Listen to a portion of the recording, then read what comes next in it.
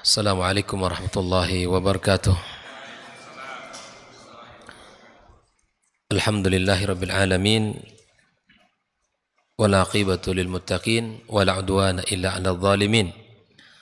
Asyhadu an la ilaha illallah wahdahu la syarikalah waliyus salihin wa khaliqul khalqi ajma'in. Wa asyhadu anna Muhammadan 'abduhu wa rasuluhu an-nabiyyul amin. Qala ta'ala ya ayyuhalladzina amanu ittaqullaha haqqa tuqatih wa la tamutunna illa wa antum muslimun. Allahumma 'allimna ma yanfa'una wanfa'na bima 'allamtana wa zidna ilma.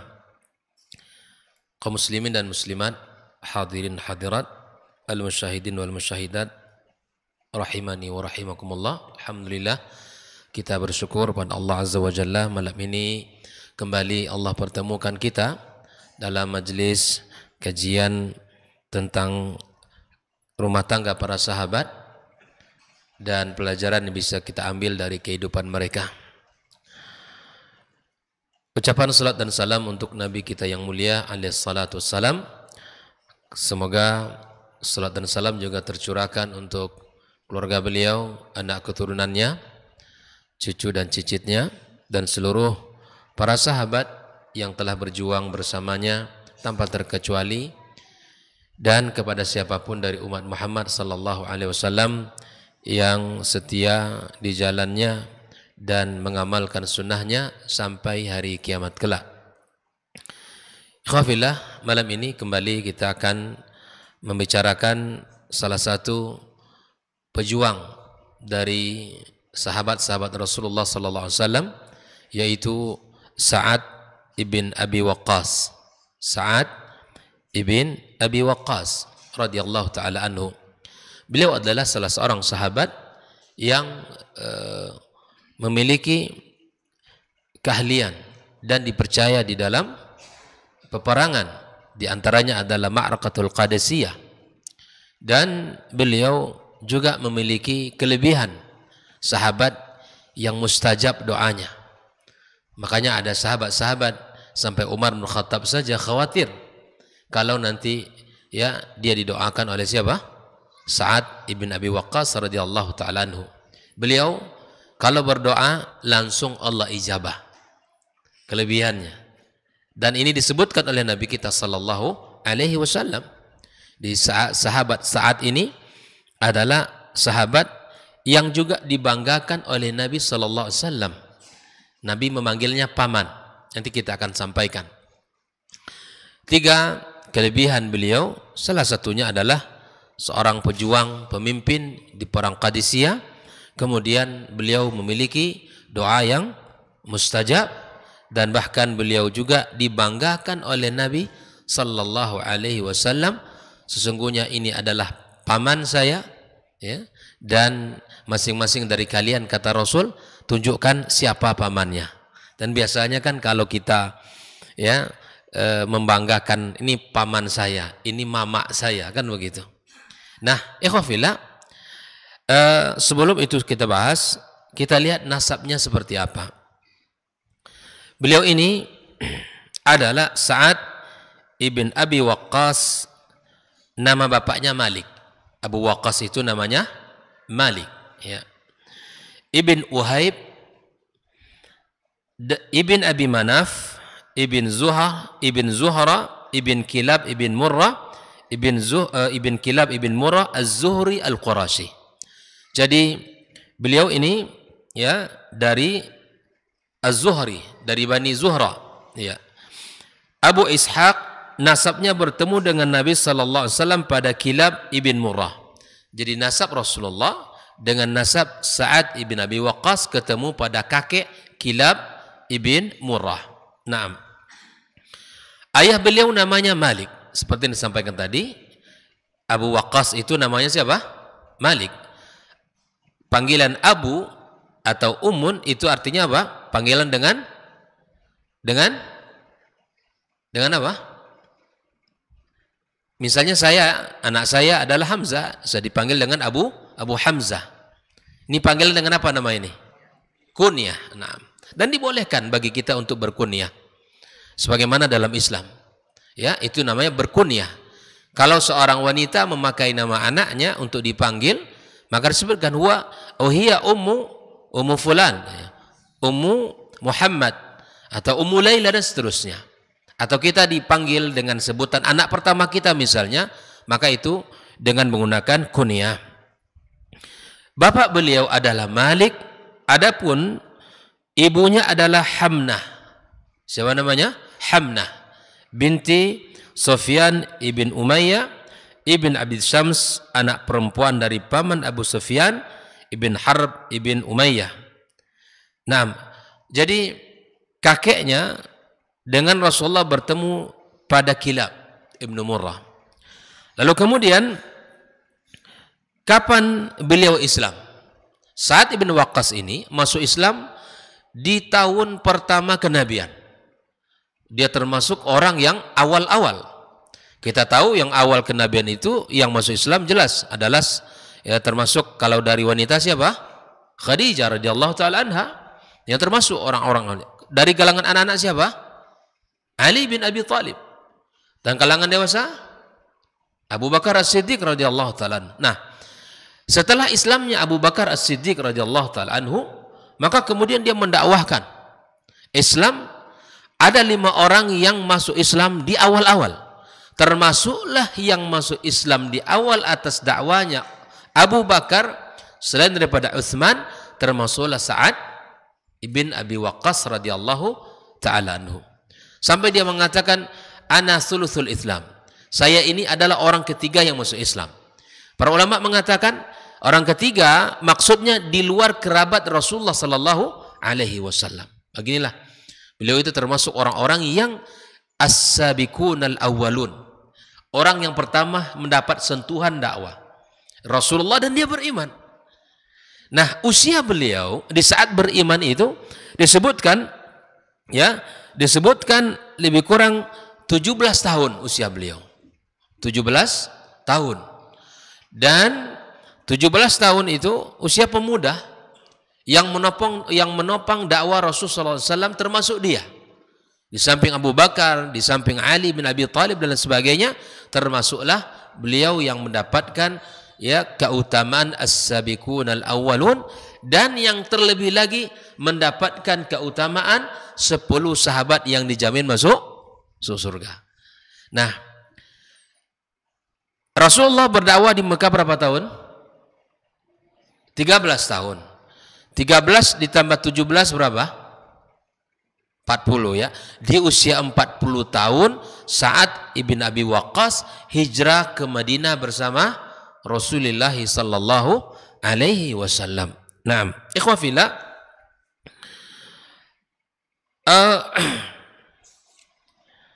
di dalam sejarah sebagaimana beliau disebutkan mendapatkan jaminan masuk surga dan kedudukan serta keutamaan yang sangat tinggi dalam Islam.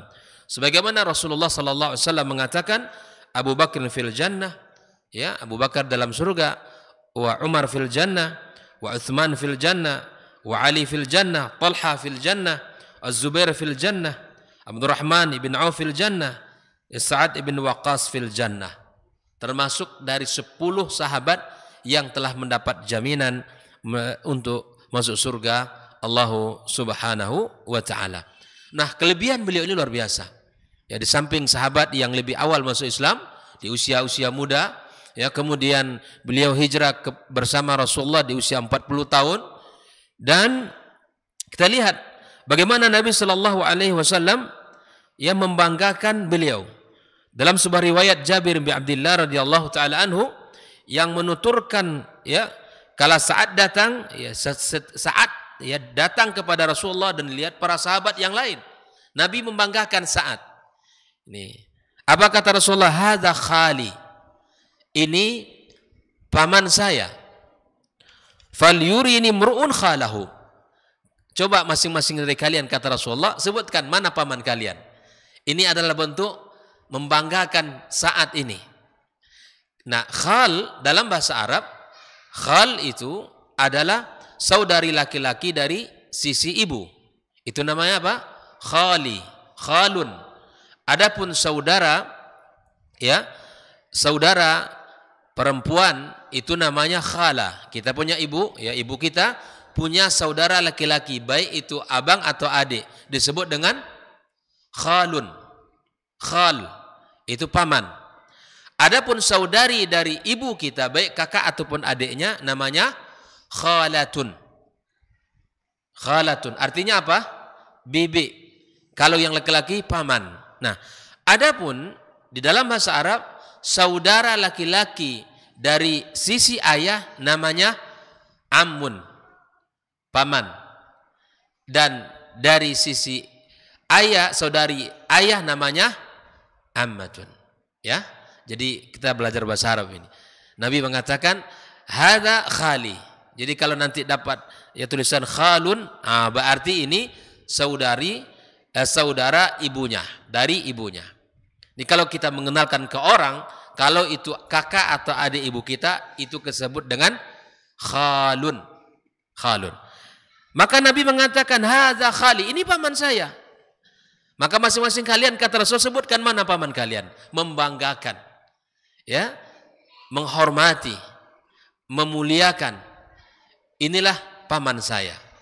Nah ini kan, jadi begitulah memang Rasulullah SAW menghargai seseorang. Yang kita belajar, ikhwafillah, kita belajar bagaimana memuliakan orang, bagaimana menjadikan orang pada posisinya, ya kan? Kita sebut paman kita karena memang paman, apapun keadaan dan kondisinya, kita bangga dengan paman kita. Kalau pamannya kaya, ini paman saya nih.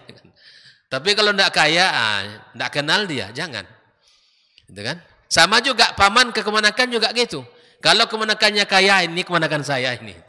Tapi ketika keponakannya biasa-biasa saja, jangankan disebut dipandang pun tidak. Kan begitu. Tidak. Kita di dalam Islam diajarkan untuk ya memuliakan orang, memposisikan pada posisinya.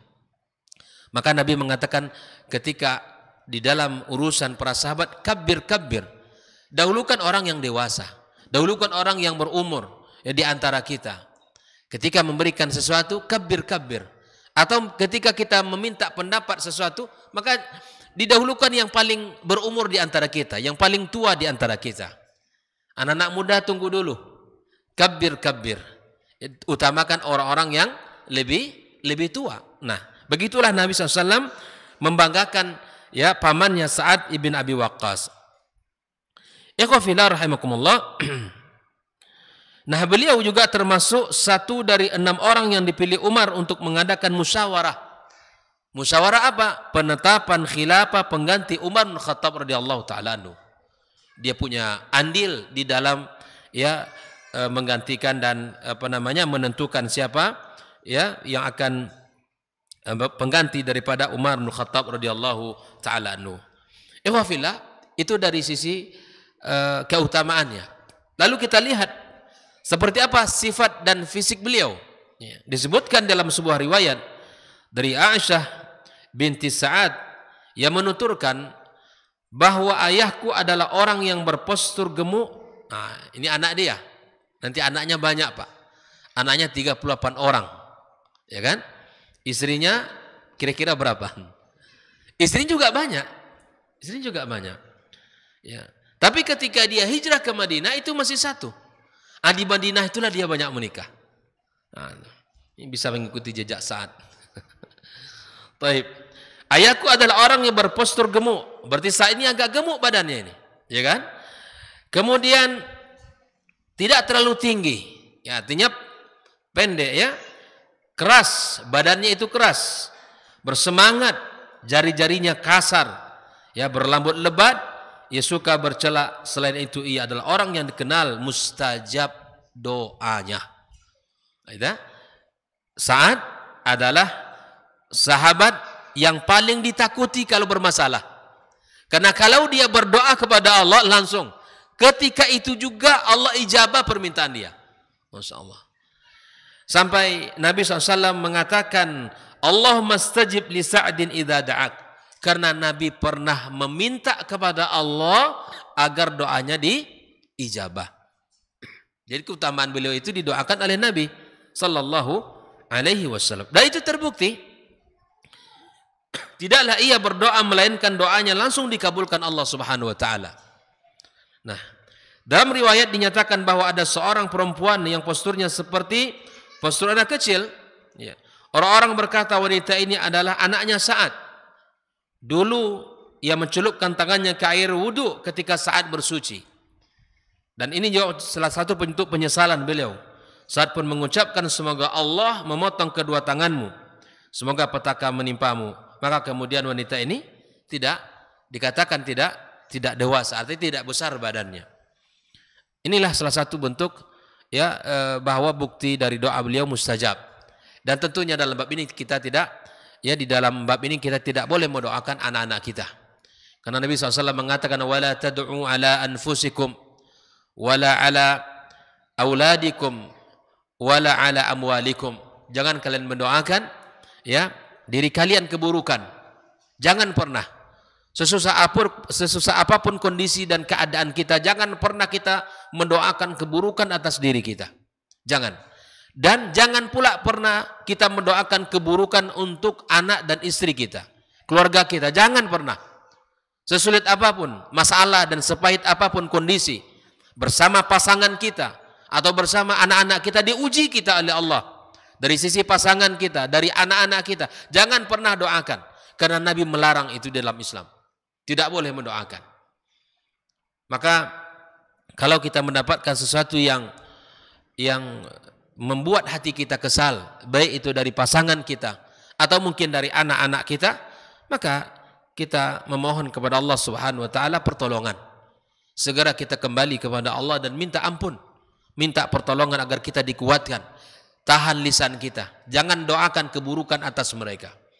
Dan juga jangan doakan keburukan atas harta kita. Kok bisa? Iya bisa. Banyak orang mendoakan kendaraannya. Ketika kendaraannya barangkali macet, ya tidak bisa, padahal dia buru-buru pengen berangkat.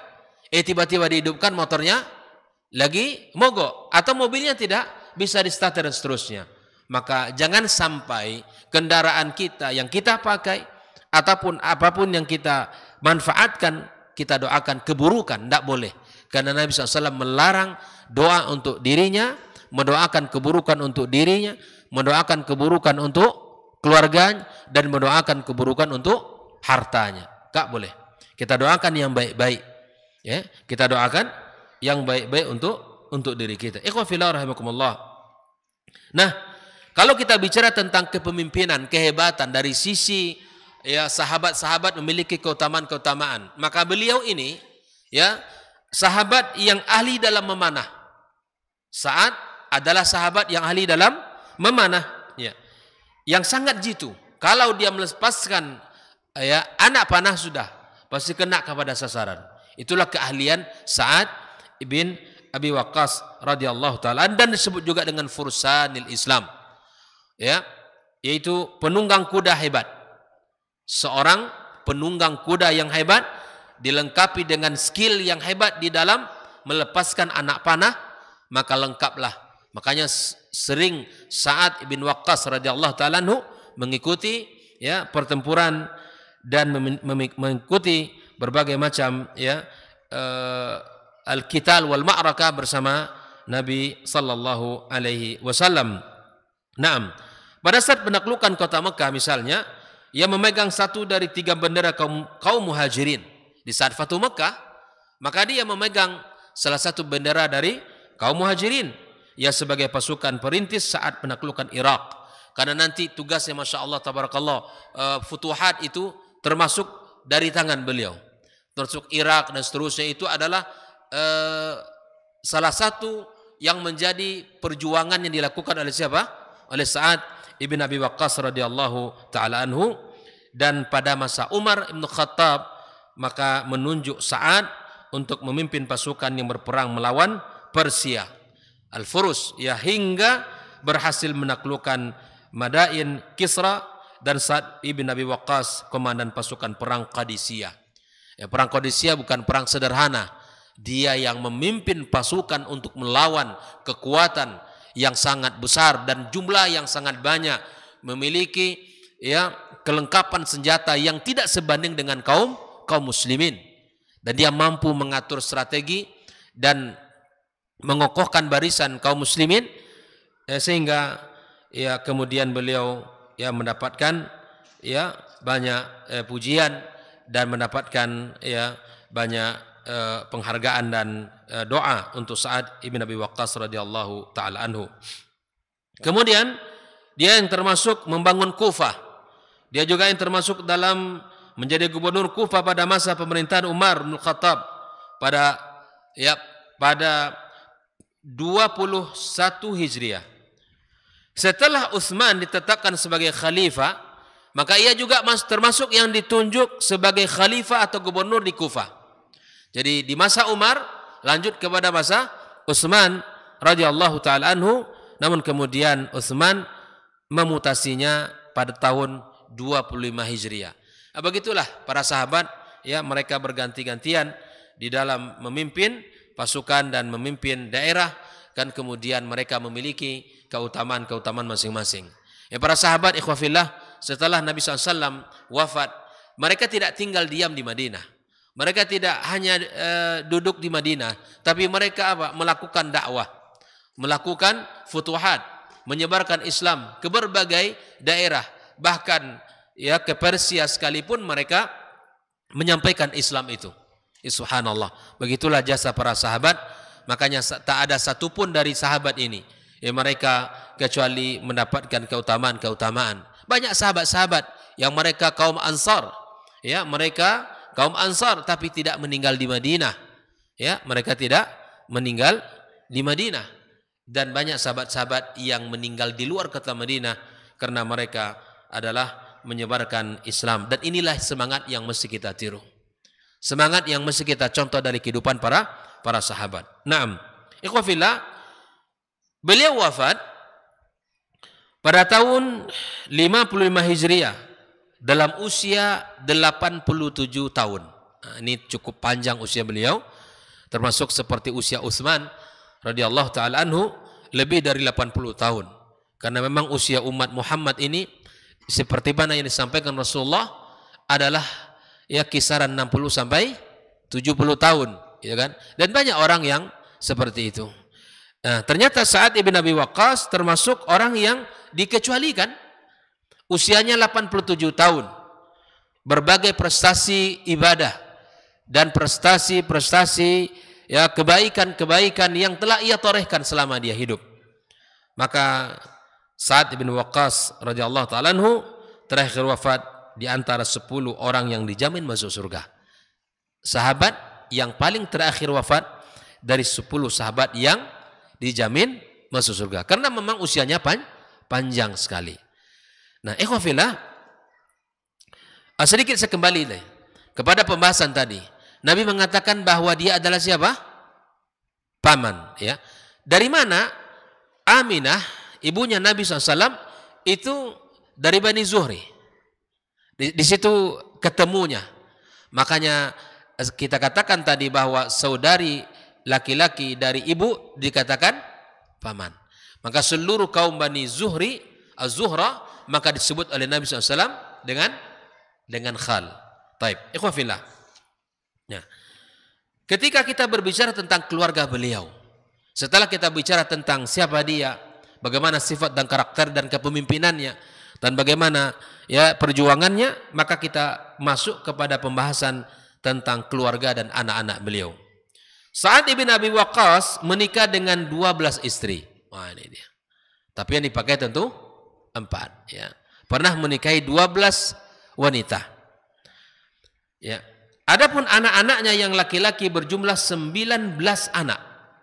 19 anak. Dan yang perempuan juga berjumlah 19 anak. Dengan demikian jumlah total anak berapa? 38 anak. Ini. Jadi sedikit ya. Hah? Sedikit bang? Wajar banyak emaknya kan? Masya Allah, tabarakallah. Dia pernah menikahi 12 perempuan, dan itu di Madinah, ya kan? Dan memiliki ya anak sebanyak 38 orang. Nah, kita baca ya, siapa saja ya yang menjadi daftar istri beliau. Nah, siapa saja yang menjadi daftar istri beliau? Yang pertama adalah Ummu Ishaq binti Syihab. Ya. Pernikahannya dikaruniai anak yang bernama Ishaq Al-Akbar. Dijuluk dengan Abu Ishaq. Makanya Sa'ad ibn Abi Waqqas disebut dengan Abu Ishaq, ya. Dan Ummu Hakam Al-Kubra. Ummu Hakam Al-Kubra. Yang kedua istri beliau Mawiyah binti Qais ibn Ma'di Karib Al-Kindiyah. Dari pernikahan beliau ini lahir anak yang bernama Umar, ada Muhammad, ada Hafsah, ada Ummu Qasim, dan ada Ummu Kulthum. Ada Ummu Qasim, ada Ummu Kulthum. Yang ketiga, istri beliau adalah Ummu Amir binti ibn Amr ibn Ka'ab ibn Amr. Dari pernikahan ini dikaruniai anak bernama Amir, Ishaq Al-Asghar, Ismail, dan Ummu Imran. Itulah ya putra-putra beliau dari pasangan istri yang ketiga. Kemudian yang keempat istri beliau namanya Salma. Salma dari Taghlib ibn Wa'il. Dari pernikahannya lahir anak bernama Abdullah, satu orang saja. Lalu kemudian istri yang kelima adalah Zubaidah binti Harith. Ya, Zubaidah binti Haris. Dari pernikahannya ini lahir namanya anak Ibrahim, Musa, Ummu Hakam As-Sughra, Ummu Amr, Hindun, Ummu Zubair, dan Ummu Musa. Kalau penamaan seseorang itu juga boleh. Ya. Bahkan ya seperti mana yang masyhur Abu Bakar As-Siddiq radhiyallahu ta'ala anhu, ya kan? Itu kan lebih masyhur kunyah daripada namanya. Abdurrahman, ya apa namanya, Abu Bakar As-Siddiq lebih masyhur, ya. Begitu juga dengan Abu Hurairah. Siapa yang tahu nama Abu Hurairah? Hah? Abu Hurairah siapa namanya? Abdurrahman, Abdurrahman ibn Sakhar Ad-Dawsi. Nama Abu Hurairah itu adalah Abdurrahman ibn Sakhar Ad-Dawsi, tapi lebih masyhur ya disebut dengan panggilan Abu Hurairah radhiyallahu ta'ala anhu. Kemudian yang keenam namanya Khawlah. Ya, dari pernikahannya ini lahir bernama Mus'ab. Yang ketujuh Ummu Hilal. Dan dari pernikahannya ini lahirlah Abdullah Al-Asghar dan Humaidah, Bujair. Kemudian yang kedelapan adalah Ummu Hakim. Dari pernikahan ini lahir Umair Al-Akbar, kemudian Hamnah. Kemudian yang kesembilan Salma binti Hafsah, lahir darinya ya Umair. Kemudian Umar, Imran, ada Amr, Ummu Ayyub, dan Ummu Ishaq. Kemudian yang ke-10 ada Taibah, ada Ummu Hujair. Yang ke-12 ada Zain binti Haris. Inilah wanita-wanita yang pernah dinikahi oleh sahabat Nabi yang mulia Sa'ad ibn Abi Waqqas radhiyallahu ta'ala an. Ikhwafillah rahimakumullah. Nah, kisah beliau dari tentang keluarganya sangat banyak ya. Di antaranya apa? Di antaranya kisah beliau dengan ibu kandungnya sendiri. Ya kan, di saat ibunya tahu kalau Sa'ad ibn Waqqas sudah masuk Islam. Nah, kemudian dia tahu bahwa Sa'ad ini adalah anak yang taat, anak yang berbakti, menurut dengan apa yang dikatakan oleh ibunya. Maka kemudian di saat ibunya tahu kalau Sa'ad ibn Abi Waqqas sudah masuk Islam, maka ibunya tidak mau makan, ya, mogok makan. Nah inilah sampai ibunya mengancam bahwa saya tidak akan makan, tidak akan minum sampai kamu kembali kepada agama asalmu. Ya, tapi kemudian apakah Sa'ad dengan permintaan ibunya itu dia goyah? Tidak. Apakah Sa'ad kembali? Tidak. Bahkan Sa'ad mengatakan bahwa ya, bahwa wahai ibu, ya, dia mengatakan bagaimanapun aku tidak akan pernah meninggalkan agamaku, ya, karena apapun, enggak mungkin alasannya. apapun sampai ibu meninggal dunia sekalipun, ya, dan dia tidak akan pernah meninggal sampai dia mengatakan, wahai ibunda, demi Allah, ya, wahai ibunda, demi Allah, engkau pun tahu bahwa seandainya engkau mempunyai 100 nyawa, lantas nyawamu keluar satu persatu, ya, satu demi satu keluar, niscaya aku tidak akan meninggalkan agamaku ini, ya, selama-lamanya. Jika mau, makanlah, dan jika tidak, maka jangan makan. Artinya diberikan oleh dia pilihan kepada ibunya, padahal dia sangat sayang kepada, itulah akidah yang kokoh itu. Ya, bagaimanapun, ya, kita memang diperintahkan untuk taat kepada orang tua kita, tapi kita punya kaidah apa? La ta'ata li makhluqin fi ma'siyatil khaliq. Apa? La ta'ata li makhluqin fi ma'siyatil khaliq.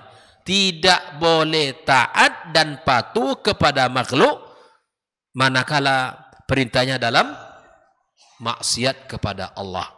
Sampai kepada ibu kandungnya dia mengatakan, andaikan engkau memiliki 100 nyawa, keluar satu persatu, saya tidak akan tinggalkan agama ini. Bayangkan ikhwafillah, begitu kokohnya, ya. Kalau ibah pasti ibah, kalau sedih itu sudah pasti seorang anak. Tapi dia lebih memilih Allah, ya, lebih memilih Islam daripada kembali ke kufuran karena melihat ibunya yang sudah lemas, yang tidak punya tenaga karena tidak makan dan minum. Akhirnya ibunya makan dan minum. Ya, ibunya yang menyerah dan kemudian, ya, saat tetap berada dalam agama Islam. Dan ini adalah pelajaran mahal bagi kita ikhwafillah, bagaimanapun, ya, situasi dan kondisi, maka jangan sampai akidah kita terjual, jangan sampai akidah kita ini menjadi harga yang murah, ya, dengan mudah dilepaskan. Enggak. Sampai ibu kandung sendiri pun taruhannya, kalau dia tetap tidak mau masuk kepada Islam, maka tinggalkan, karena urusan dia dengan Allah Subhanahu wa taala. Naam, di antara kisah, ya, di antara kisah yang masyhur dalam kisah Sa'ad ibn Abi Waqqas adalah ketika beliau, ya, sakit dan kemudian dia datang kepada Rasul mengatakan, bolehkah aku berwasiat sepertiga dari harta, ya, sepertiga dari harta.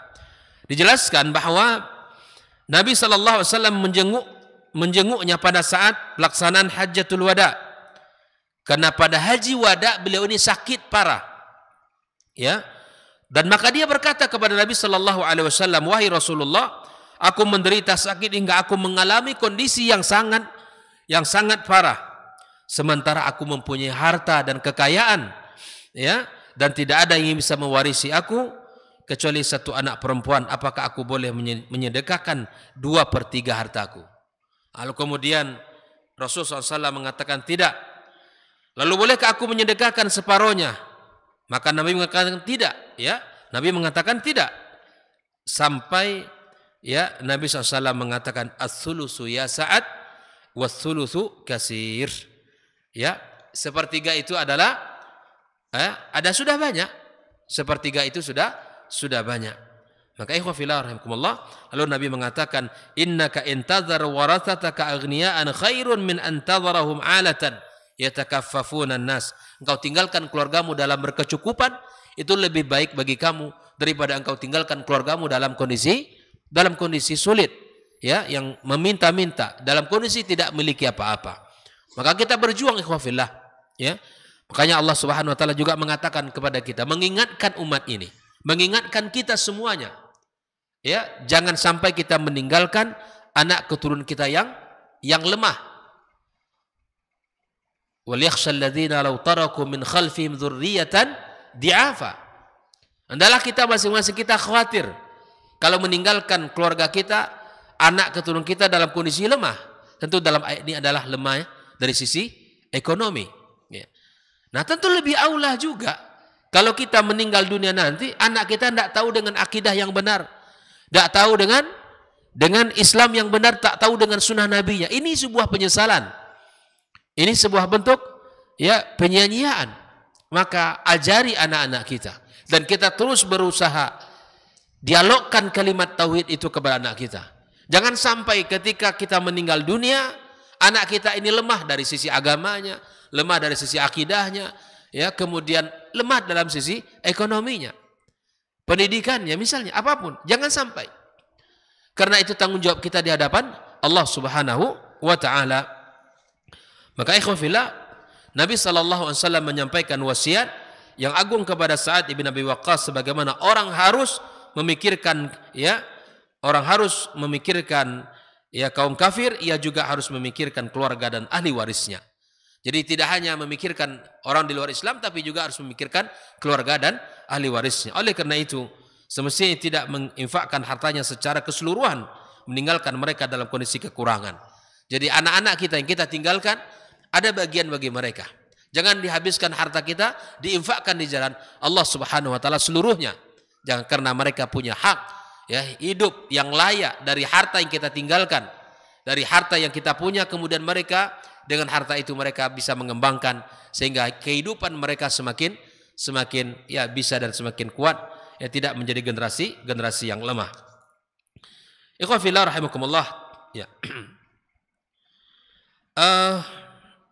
Di dalam kehidupan, tentunya dalam kehidupan, ya, berkeluarga, banyak hal yang bisa kita ambil pelajaran dari kisah Sa'ad ibn Abi Waqqas radhiyallahu taala anhu, di mana, ya, dia termasuk, ya, yang memberikan perhatian kepada anak-anaknya. Kemudian beliau juga termasuk orang yang luar biasa dalam pengasuhan anak-anaknya, ya, tidak hanya membiarkan istrinya, tapi dia juga termasuk, sebagaimana disebutkan, di mana Sa'ad bin Waqqas radhiyallahu taala berdoa kepada Allah Subhanahu wa taala, ya Allah, aku mempunyai anak-anak yang masih kecil, maka tangguhkanlah kematianku hingga mereka balik. Sampai beliau seperti itu berdoanya kepada Allah Azza wa Jalla, ya Allah, anakku banyak, ya, panjangkan umur saya sampai mereka akhil balik seluruhnya. Karena kalau sudah balik apa? Artinya mereka sudah bisa mandiri dan bisa, ya, kemudian tidak risau lagi kita. Apalagi kalau ditinggalkan, ya, anak-anak yang masih kecil, waliyadzubillah, ya, semoga Allah panjangkan umur kita, amin ya rabbal alamin. Allah pertemukan kita dengan anak-anak kita di saat mereka sudah tua, dewasa, berumur paling tidak, ya, kita melihat, ya, memperhatikan, menyaksikan, ya, kehidupan mereka. Dan kalau seandainya anak-anak perempuan, dia bisa menikahi, ya, menjadi wali dari anak-anaknya dan seterusnya. Dan ini salah satu bentuk perhatian yang ada pada saat terhadap anaknya, melihat anak yang banyak, dia bermohon kepada Allah agar Allah panjangkan umurnya. Saat berdoa kepada Allah, ya, termasuk kalangan doa yang mustajab, lalu kemudian umurnya dipanjangkan Allah Azza wa Jalla sehingga dia bisa mengasuh anak-anaknya, dia bisa mendidik anak-anaknya, dan dia bisa memperhatikan anak-anaknya. Hal ini merupakan bentuk kepedulian, kepekaan, perhatian yang diberikan oleh Sa'ad kepada anak-anak beliau, dan Allah Subhanahu wa taala kabulkan sehingga pada usia 87 tahun. Ikhwan fillah rahimakumullah. Di antara perkara yang bisa kita ambil dari kehidupan Sa'ad dalam keluarganya adalah menasihati anak beliau agar bersabar dan percaya dengan sebaik-baiknya terhadap janji Allah Subhanahu wa taala. Ini luar biasa, Pak. Hari ini yang hilang dalam pendidikan kita. Anak-anak tidak tahu dan bahkan tidak yakin dengan janji Allah Azza wa Jalla. Dialogkan bahwa Allah Maha menepati janjinya. Allah tidak pernah ingkar dengan janjinya. Diriwayatkan bahwa Mus'ab ibn Sa'ad menuturkan kepada ayahku berada di pangkuanku saat itu menghadapi sakaratul maut. Aku tidak kuasa menahan air mata saat memandangku. Kemudian ia bertanya, apa yang membuatmu menangis wahai anakku? Ya, di saat ayahnya, di saat Sa'ad, ya, Ibn Abi Waqqas sakit atau sakarat menjelang kematiannya, anak-anak yang berada di sekitarnya menangis. Ya pasti biasa anak menangis, Pak, melihat orang tua yang meninggal dunia. Menangis boleh. Ya, siapapun yang meninggal dunia, istrinya, anaknya, keluarganya, orang tuanya, bolehkah kita menangis? Boleh. Dan itu fitrah kita. Bahkan Nabi SAW pun menangis di saat Ibrahim, anaknya meninggal dunia, beliau juga menangis. Bahkan Nabi mengatakan, wahai Ibrahim, berpisah denganmu adalah sangat menyedihkan. Dan itu menangis. Apalagi seorang anak kepada ayah. Ayah yang mengasihi, yang menjaganya, yang mendidiknya selama ini, yang membersamainya. Maka meninggal orang tua kita. Tentulah kita bersedih dan itu dibolehkan menangis. Yang terlarang adalah di saat kita meratapinya. Lalu kemudian saat berkata, wahai anakku, apa yang membuat kamu menangis? Karena kondisimu dan apa yang aku lihat padamu. Ya, karena memang saat itu memiliki ya, ujian atau sakit yang sangat parah. Kemudian dia mengatakan, jangan menangisiku, kata ayahnya. Karena sesungguhnya Allah tidak menyiksaku. Aku termasuk penghuni surga. Masya Allah ya. Aku termasuk penghuni surga. Karena memang telah didapatkan. Telah dikatakan oleh Rasulullah SAW. Allah membalas kebaikan-kebaikan kaum mukminin selama mereka melakukannya karena Allah. Ini nasihatnya kepada anaknya. Jangan bersedih nak. Allah akan membalas kebaikan-kebaikan kaum muslimin selama mereka melakukan kebaikan. Adapun orang-orang kafir, kebaikan-kebaikan mereka hanya meringankan mereka saja. Ya, begitu kebaikan mereka habis, maka Allah Subhanahu wa taala mengatakan kepada mereka, hendaklah setiap orang yang melakukan amal meminta pahalanya kepada amalnya pada siapa yang menjadi tujuan dalam melakukan amal itu. Ikhwafillah rahimakumullah. Inilah salah satu kisah yang kita dapatkan dari sahabat Sa'ad di saat dia melihat kesedihan ya di wajah anaknya, maka dia meminta untuk tabah dan sabar, meminta untuk ya bisa menerima apa yang ia hadapi dengan kondisi ayah yang sedang sakit dan berpulang ke rahmatullah.